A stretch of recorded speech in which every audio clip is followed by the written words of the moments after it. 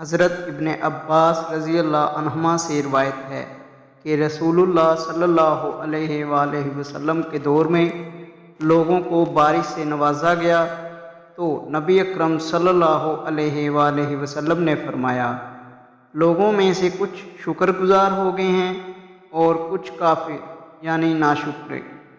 بعض لوگوں نے کہا کہ اللہ کی رحمت ہے، اور بعض نے کہا فلاں فلاں نور، یعنی ایک ستارے کا غروب اور اس کے سبب سے دوسرے کی بلندی سچی نکلی۔ ابن عباس رضی اللہ عنہما فرماتے ہیں، اس پر یہ آیت نازل ہوئی، میں ستاروں کے گرنے کی جگہوں کی قسم کھاتا ہوں سے لے کر اس آیت تک، اور تم اپنا حصہ یہ رکھتے ہو کہ تم اس کی تکذیب کرتے ہو۔ صحیح مسلم حدیث نمبر 234۔